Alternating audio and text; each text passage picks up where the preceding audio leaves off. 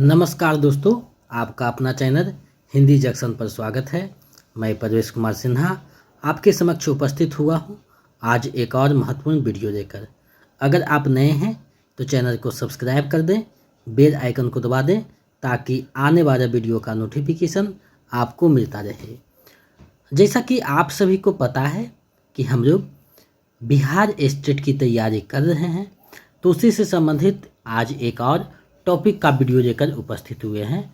तो आप लोग अंत तक बने रहिएगा ताकि इस टॉपिक का एक भी प्रश्न आपसे छूटे नहीं, क्योंकि हर एक प्रश्न आपके लिए महत्वपूर्ण है। तो टॉपिक को अच्छे से समझा जाएगा, इसको देखा जाएगा और अंत में जो आपके लिए जो बनाए गए हैं PYQ MCQ उसको देखिएगा ताकि आपका तैयारी जो है बेहतर हो सके। तो अगर आप स्टेट के अलावा BPSC 4.0 या किसी स्टेट का TGT PGT KVS UGC net का तैयारी कर रहे हैं तो उसके लिए भी ये वीडियो जो है काफ़ी महत्वपूर्ण है, क्योंकि ये जो वीडियो टॉपिक है आपके लिए बहुत हेल्पफुल साबित होगा। तो अंत तक बने रहिएगा। चलिए देखते हैं आज कौन सा टॉपिक को देखने वाले हैं। तो आज हम लोग मैथिली शरण गुप्त की रचना जो है साकेत, उसी से लिया हुआ एक कविता है, दोनों ओर प्रेम पड़ता है। तो दोनों ओर प्रेम पड़ता है, ये जो कविता है आपके सिलेबस में यानी बिहार स्टेट पेपर 2 201 जिसका कोड है उसके सिलेबस में लगा हुआ है। तो ये कविता को देखेंगे, इसके भावार्थ को समझेंगे, मैथिली शरण गुप्त के बारे में जानेंगे और अंत में MCQ देखेंगे ताकि जो है संपूर्णता प्राप्त हो सके इस टॉपिक से।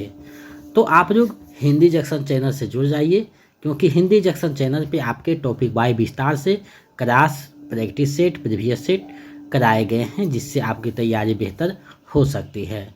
अगर आप Bihar state paper 2 PGT Hindi की तैयारी कर रहे हैं तो ये जो वीडियो है काफ़ी महत्वपूर्ण है, क्योंकि आप ही को सिलेबस में ध्यान में रखते हुए इसे बनाया गया है। तो मैथिली शरण गुप्त की जो रचना है दोनों ओर प्रेम पड़ता है, उसी को हम आज देखने वाले हैं। तो हिंदी जंक्शन चैनल से जुड़िए। स्टेट, बिहार, BPSC सभी के लिए उचित क्लास की व्यवस्था है, वीडियो डाला हुआ है, आप अपने अनुसार देख सकते हैं। तो हिंदी जंक्शन से जुड़िए। हिंदी जंक्शन मतलब पक्का सजेशन। तो हिंदी जंक्शन पक्का सजेशन आपका सिलेक्शन पक्का करवाता है।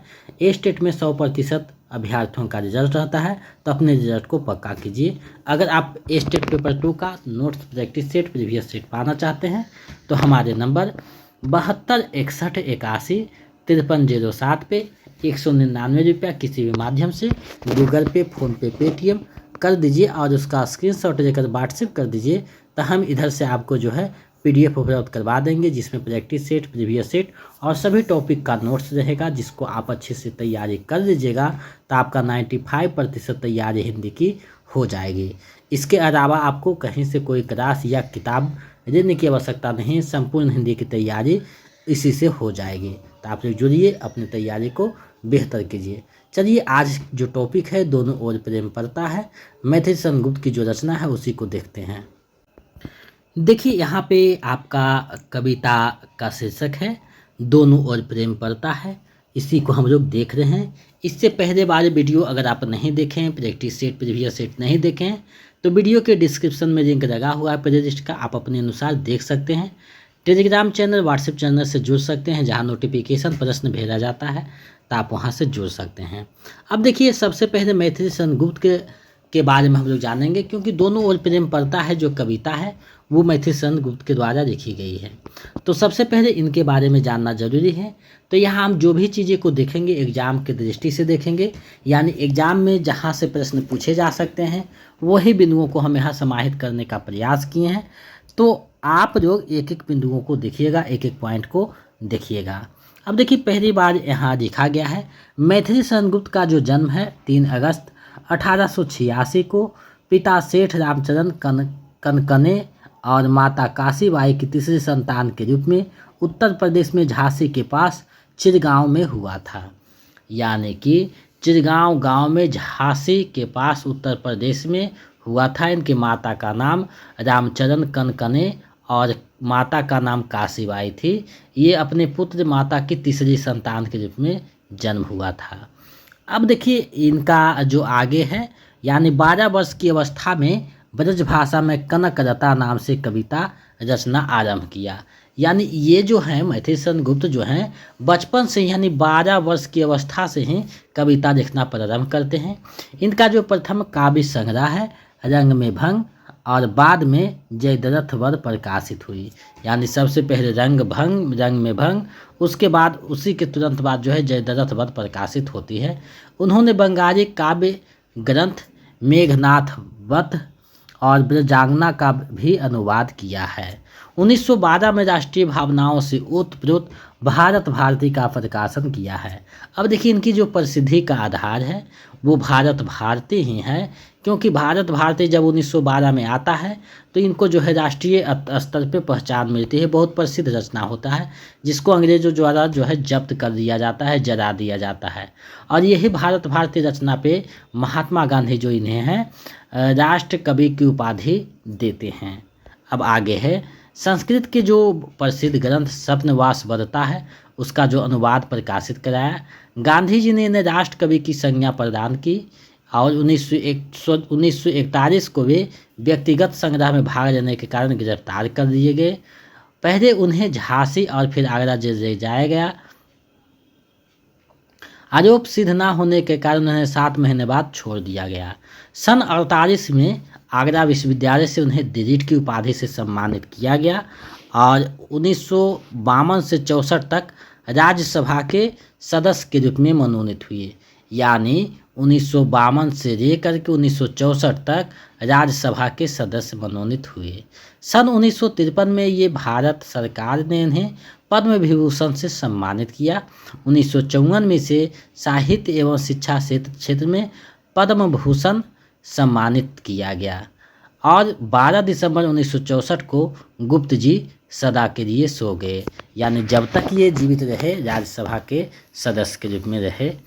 अब देखिए इन्हें जो है पद्म विभूषण पद्म भूषण दोनों से सम्मानित किया जा चुका है, तो इतना से ज़्यादा एग्जाम में नहीं पूछेगा। अब इनकी जो रचनाएं हैं उनके बारे में जानते हैं। इनकी जो रचना संसार है बहुत विशाल है, लेकिन यहाँ जो महत्वपूर्ण है उसी को पूछा जाएगा। लेकिन हम लोग देखेंगे जो महत्वपूर्ण है उसी को।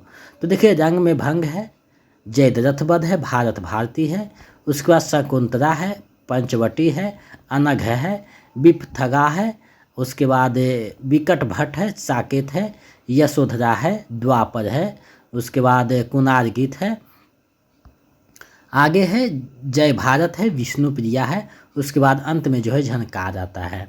तो ये इनकी जो है रचना संसार है जिसको आप देख रहे हैं। तो इनकी जो रचना संसार है काफ़ी विशाल है। तो काव्य के क्षेत्र में इनके जो पास जो शैली थी वो राष्ट्र कवि की उपाधि देने के लिए पर्याप्त थी और ये राज्यसभा के सदस्य भी रहे। इनकी कविताओं में राष्ट्र प्रेम से संबंधित बातें भी है और जो कहानी में यानी जिसे नकार दिया गया था उसी को ये अपना पात्र बनाते हैं। यानी नारी की महत्ता स्थापित करते हैं ये। तभी तो साकेत जो रचना है उसमें लक्ष्मण की जो पत्नी है उर्मिला उसी को नायिका के रूप में और लक्ष्मण को नायक के रूप में प्रस्तुत किया गया है। तो इसमें जो है उर्मिला के त्याग को यानी 14 वर्ष जो अपने पति को विदा करती है राम की सेवा और सीता की सेवा के लिए, उसके त्याग को दिखाया गया है। अब यही कविता है, इसका जो नायक है लक्ष्मण के पे केंद्रित है और नायिका जो है उर्मिला है यानी लक्ष्मण की पत्नी है। अब देखिए दोनों ओर प्रेम पड़ता है, कविता का शीर्षक है।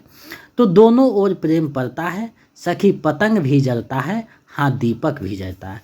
अब देखिए यहाँ पतंग मतलब कीट से है, यानी दीपक के पास जो फटिंगा जाता है उसी को पतंग बोला गया है और दीपक जो है वो जलना दीपक का काम है और वो जलेगा तो फटिंगा वहाँ जाएगा और फटिंगा दीपक को खाना चाहेगा लेकिन दीपक जो है उसे जला देता है।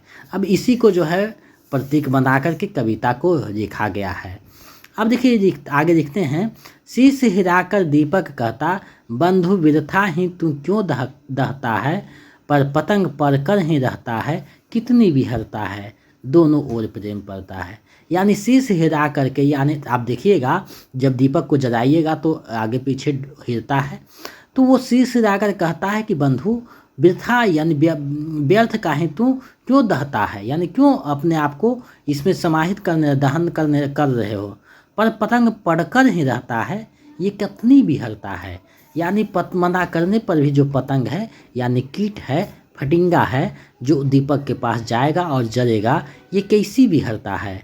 तो मना करने पर भी नहीं माने, इसलिए क्या है, दोनों ओर प्रेम पड़ता है।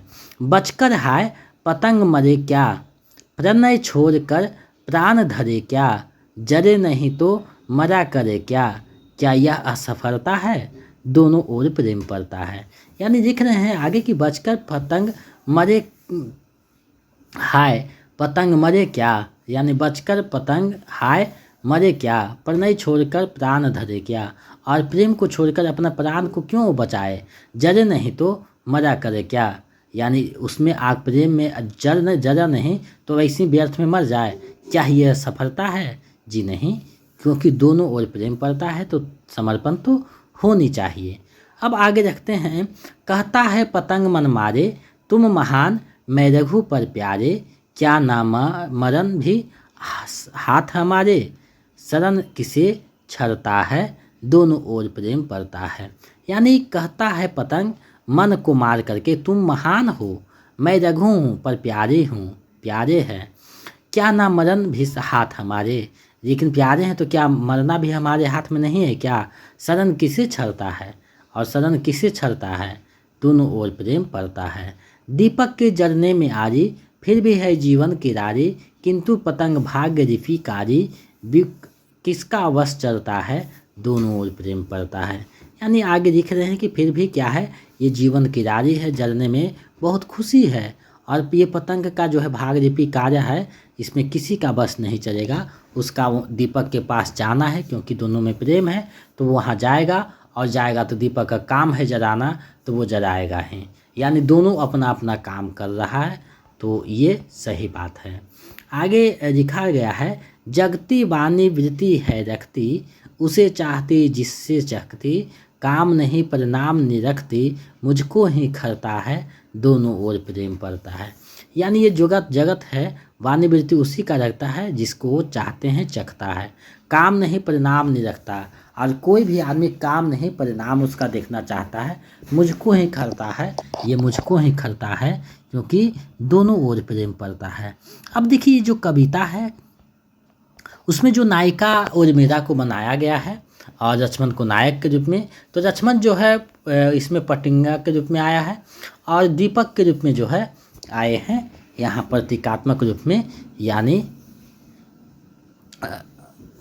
उर्मिला हैं। अब देखिए ये कविता के बारे में जानते हैं। दोनों ओर प्रेम पड़ता है कविता मैथिली शरण गुप्त रचित महाकाव्य सकेत के 9वें सर्ग में संग्रहित है। अब देखिए प्रश्न पूछ सकता है कि दोनों ओर प्रेम पड़ता है कविता किस पुस्तक से लिया गया है, तो साकेत से। कितने सर्ग से लिया गया है, तो 9वां सर्ग से लिया गया है। इस कविता में उभय यानी पक्षीय प्रेम यानी दोनों पक्ष के जो प्रेम है उसकी महत्ता का वर्णन किया गया है। दीपक और पतंगे के प्रतीक के माध्यम से उर्मिला कहती है, हे सखी दोनों ओर प्रेम पड़ता है, दीपक जो जलता है और उसकी रौ में पतंगा भी जलता है। दीपक पतंगे को समझाता है कि तू व्यर्थ में क्यों जलता है, लेकिन पतंगा उसकी रौ में पड़कर ही रहता है। प्रेम में कितनी व्यवस्था है, पतंग यदि प्राण बचा भी दे तो उसे प्रेम में सफल ना कहा जाएगा। दीपक के जलने में तो फिर भी जीवन किरारे है, लेकिन पतंगे की भाग्य लिपि तो कार्य है। सब भाग्य के अधीन है, किसी का बस नहीं चलता है। प्रेम में जो बलिदान है वो प्रशंस्य है। दूसरी ओर दीपक स्वयं अपनी ज्वाला में धीरे धीरे जलता रहता है, परंतु वह पतंगे को जलने से रोकना चाहता है। पतंगा दीपक की ज्वाला से आकर्षित होकर रूप रिप्सा में अपने को मिटा देने की इच्छा से उसके समीप जाता है। भावों की विहरता में यह भी नहीं सोचता है कि यह ज्वाला उसे नष्ट कर देगी। दूसरी ओर दीपक प्रेम की अग्नि में जलते हुए भी अपने प्रेमी को उस जलन से बचाना चाहता है। यह सिर हिला हिलाकर पतंगे को अपने समीप आने से मना करता है, परंतु पतंगा कब मानता है, वह दीपक ज्वाला में उत्सर्ग होकर ही रहता है। इस प्रकार दीपक और पतंगे दोनों में ही भावों की विहरता दर्शनीय है। प्रेम में उत्सर्ग होकर पतंगा अपनी विहरता का परिचय देता है। उसे रोकने का प्रयास देख प्रयास करने पर भी उसने रोक सकने की व्यवस्था और उसके उत्सर्ग देखकर भी मन भर जलते रहना दीपक की अंतर्दाहिकता का व्यक्त करता है। इस प्रकार दोनों ओर पड़ता है, यानी दोनों प्रेम जो है दोनों ओर पड़ता है, एक ओर नहीं। उर्मिला कहती है, पतिंगा यदि दीपक का संकेत समझकर स्वयं को उसकी रव से दूर कर भी दे तो यह स्पष्ट ही उसके लिए मरण तुल्य होगा। प्रणय भाव को त्याग कर जीवित रहना प्रेमी हृदय के लिए अत्यंत कष्टकारी ही होगा। अतः यदि वह जलेगा नहीं तो पश्चाताप की आग में जीवन पर्यंत झुलसता रहेगा, क्योंकि प्रिय से दूर प्रणय त्याग कर जीवित रहना किसी भी प्रकार से उचित नहीं माना जा सकता। दीपक की रव में प्राण उत्सर्ग करना असफलता नहीं है, अपितु जीवित रहना ही उसके जीवन की असफलता है, क्योंकि प्रेम दोनों ओर समान भाव से पड़ता है। अब देखिए यहाँ जो कविता है दोनों ओर प्रेम पड़ता है, मैथिली शरण गुप्त की प्रसिद्ध रचना जो साकेत है उसी से लिया गया है। साकेत के 9वां जो सर्ग है उसी से ये कविता ली गई है, बहुत अच्छी कविता है। तो अब हम जो कविता को देखें तो उसके जो MCQ हैं PYQ को भी देख लेते हैं, ताकि जो तैयारी वो संपूर्णता को प्राप्त कर सके। तो पहला प्रश्न आपके सामने है, दोनों ओर प्रेम पड़ता है, कविता के रचनाकार कौन है? तो देखिए ये जो कविता है इसके रचनाकार कौन है? तो मैथिली शरण गुप्त हैं, यानी विकल्प क जो है सही हो जाएगा। आगे बढ़ते हैं। आगे प्रश्न पूछा गया है, प्रस्तुत कविता गुप्त जी के किस काव्य से ली गई है? तो ये जो कविता है ये गुप्त जी की जो रचना है साकेत उसी से लिया गया है, यानी विकल्प ग जो है सही हो जाएगा। आगे है, भारत भारती के रचनाकार कौन है? तो भारत भारती जो काव्य है 1912 में प्रकाशित हुई थी, राष्ट्रभक्ति से ओतप्रोत है। ये काव्य के जो रचनाकार हैं वो मैथिली शरण गुप्त हैं, यानी विकल्प ख जो है सही हो जाएगा, मैथिली शरण गुप्त। और इसी काव्य के चलते महात्मा गांधी ने राष्ट्र कवि की उपाधि देते हैं, तो ये भी ध्यान में रखिएगा। आगे है, साकेत का प्रकाशन वर्ष क्या है? तो जो साकेत पुस्तक आई थी उसका प्रकाशन 1931 ईस्वी है, विकल्प ख जो है सही हो जाएगा। आगे है, सखी पतंग भी जलता है, हाँ दीपक भी जलता है। यहाँ कवि पतंग से किसकी वेदना को दिखाया है? तो देखिए यहाँ पतंग के माध्यम से कवि ने जो वेदना दिखाया है वो उर्मिला की वेदना को दिखाया है, यानी विकल्प क जो है इसका सही आंसर हो जाएगा। मैथिली शरण गुप्त का जन्म कब हुआ? तो 1886 को होता है, यानी विकल्प ग जो है सही हो जाएगा। आगे है, प्रणय छोड़कर प्राण धरे क्या, जरे नहीं तो मरा करे क्या, क्या यह असफलता है? इस पंक्ति से किस कवि का संबंध है? तो ये जो पंक्ति है इससे मैथिली शरण गुप्त का संबंध है, यानी विकल्प ग जो है इसका सही हो जाएगा, क्योंकि मैथिली शरण गुप्त का संबंध है इस पंक्ति से, विकल्प ग सही हो जाएगा। आगे बढ़ते हैं, मैथिली शरण गुप्त को राष्ट्रकवि की उपाधि किसने दिया? तो मैथिली शरण गुप्त को जो राष्ट्रकवि का उपाधि देते हैं वो कौन देते हैं? तो महात्मा गांधी देते हैं, यानी विकल्प ख जो है सही हो जाएगा, महात्मा गांधी। तो महात्मा गांधी जो है इन्हें राष्ट्रकवि की उपाधि देते हैं भारत भारती रचना को पढ़ करके। आगे है, निम्न में मैथिली शरण गुप्त की रचना कौन सी है? तो देखिए किसान, अनघ और यशोधरा, ये तीनों रचनाएं मैथिली शरण गुप्त की है, तो विकल्प घ जो है इनमें से सभी हो जाएगा, यानी विकल्प घ सही हो जाएगा, इनमें से सही। आगे बढ़ते हैं, मैथिली शरण गुप्त की प्रथम काव्य संग्रह कौन सी है? तो इनकी जो प्रथम काव्य संग्रह है वो कौन है? तो रंग में भंग हो जाएगा, यानी विकल्प ख जो है सही हो जाएगा। आगे है, दोनों ओर प्रेम पड़ता है कविता साकेत के किस सर्ग से लिया गया है?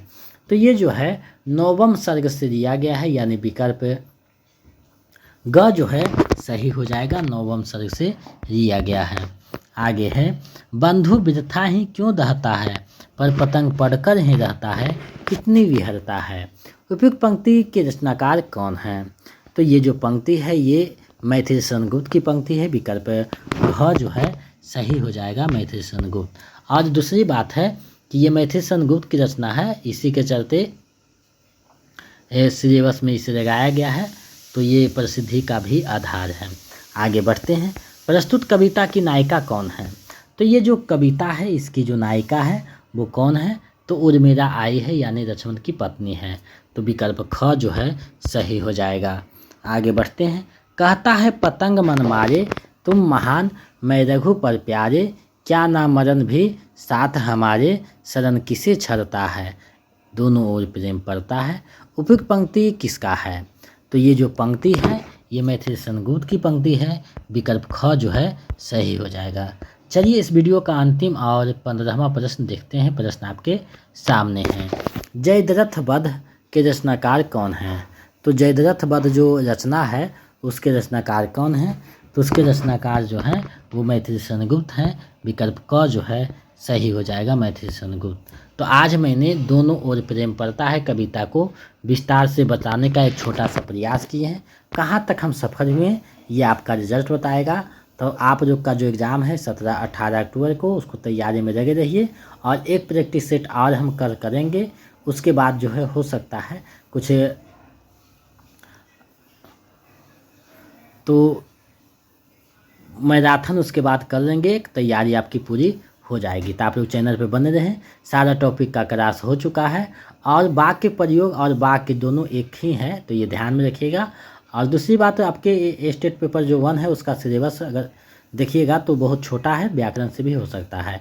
लेकिन स्टेट पेपर 2 का जो सिलेबस है बहुत विशाल है, जिसमें हम 75% लगभग करवा चुके हैं। बाकी जो है 10 दिनों में हो जाएगा। तो हम लोग तैयारी में लगे हुए हैं। आपका तैयारी बेहतर हो इसके लिए हम हर तक कोशिश कर रहे हैं कि कहाँ से चीज़ों को डाला जाए। तो आप लोग चैनल पर बने रहिएगा, अपनी तैयारी को बेहतर कीजिएगा।